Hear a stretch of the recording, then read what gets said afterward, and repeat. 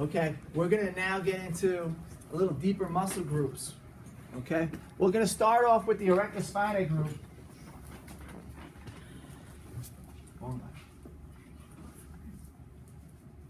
The erector spinae group. Sorry. All right, so is basically, we're not going to be able to individualize these muscle groups, okay? So you have your spinalis longissimus and the iliocostalis, okay? Which basically over here you can see, they basically run along, this is your spinous processes. They're going to run right along the side, on either side of the spinous processes. And that's where we're going to be palpating, okay? You can see, here's your thoracolumbar aponeurosis, all the way up, basically up towards the neck. Where we're going to be palpating, we're basically going to be palpating between C7 and C12, just because we'll be at the bulk of the muscle belly there, okay? So, with your partner in a prone position, all you're going to do is find the spinous processes of the thoracic spine here as a general grouping of the thoracic spinous processes. You're going to just slide over into the muscle belly just lateral to that. Okay, now these are a deep muscle group, so they're going to be needed to be palpated through the tissue of the other muscle bellies that lie on top. Okay, so palpating here, we can fire off the lower section of the erector spinae group by lifting his legs off of the table. So he's going to keep his legs straight, and he's going to lift them off the table. I'm just going to back away for a second. Go ahead, lift them up. Can you see these like speed bump muscles that kind of pop out on either side of the spinous processes? Good, you can relax a second. That is the erector spinae group that is deep, that's actually contracting during that motion. Now, based on the picture up in here and looking at origin insertion, do these muscle groups lift the legs? No, they extend the back. Okay, so basically why they're firing off so much, in his situation, he was getting some back extension when he was doing that. But even if he just lifted his legs up without trying to extend the back, go ahead, just lift them up off the table, they're going to fire off, because what they're doing is they're stabilizing his back, okay?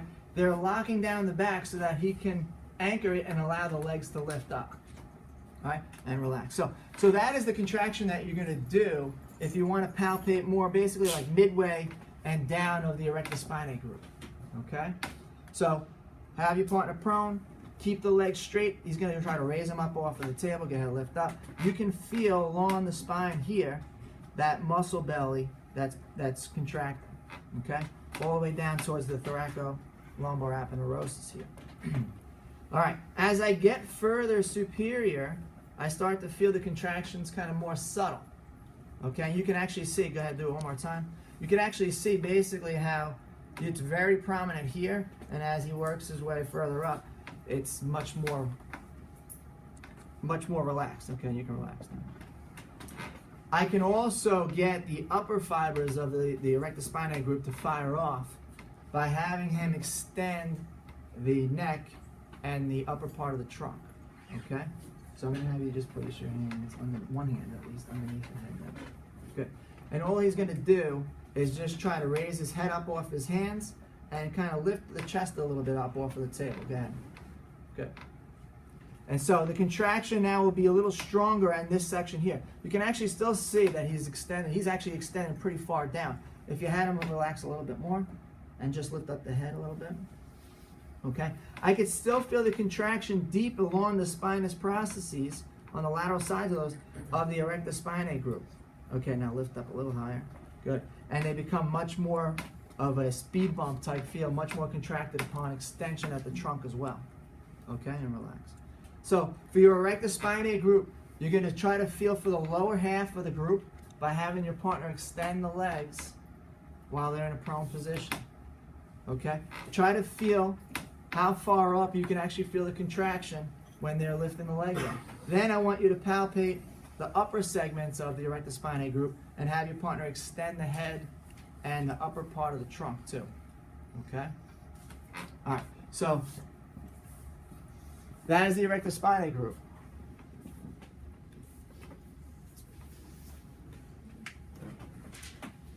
All right, so earlier, I think it was our first lecture, we bypassed talking about the levator scapula, okay? We're gonna go back to that today, okay? The reason we bypassed it is because in order to find the levator scapula, we needed to first find other structures that we're not gonna do until today, okay? So today, we're gonna find your splenius capitis, okay? So this is a lateral view of the neck. Earlier today, we talked very little bit about your sternocleidomastoid, and here is the upper traps. Sandwiched between those two, you're going to have your splenius capitis and the levator scapula, okay? Now, in order to find the splenius capitis, you can see it's the more superficial of those two muscle groups. What we're going to do, you're going to have your partner in a prone position.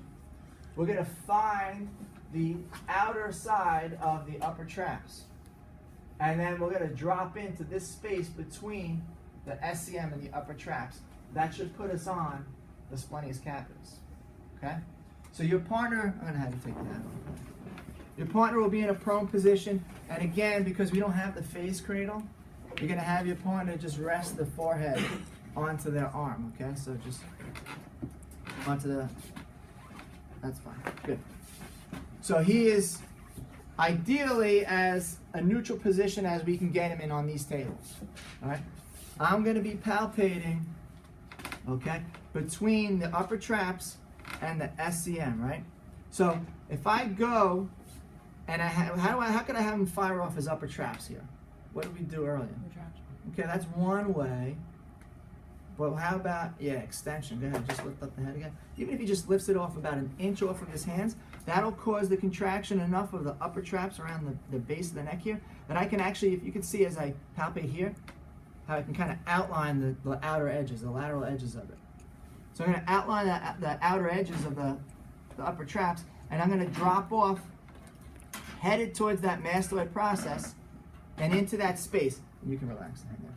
As I drop off the upper traps, you'll feel yourself kind of fall into this little bit of a dip. So now I should be in line roughly with the mastoid process in that little dip here. To fire off his splenius capitis, he's going to do rotation. He's going to do rotation on the same side on which you're palpating. Okay? So if I'm palpating on his left side, he's got to do left rotation. So he's got to look to the left. Good. And relax a second. So as I'm palpating here, I'm going to tell him you're going to have you turn and look to the left. Good. When he goes to turn, immediately underneath my finger, I'll feel a large bump of that splenius capitis press up underneath my fingers. Okay? And come back.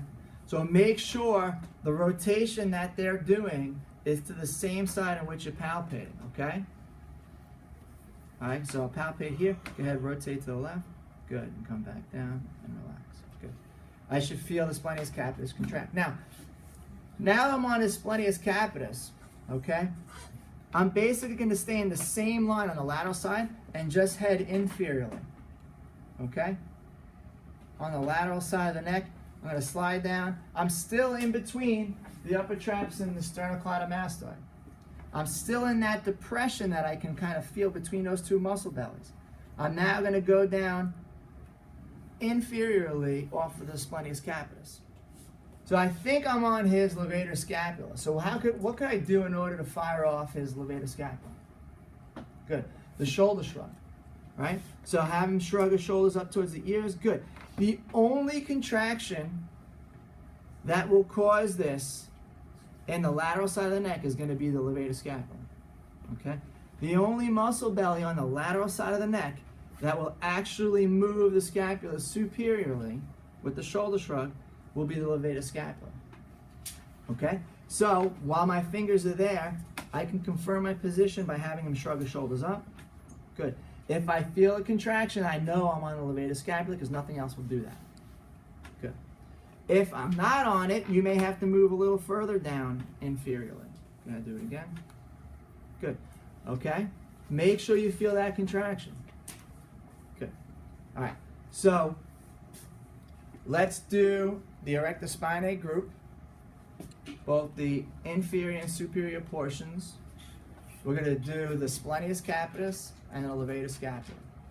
Okay? Thanks.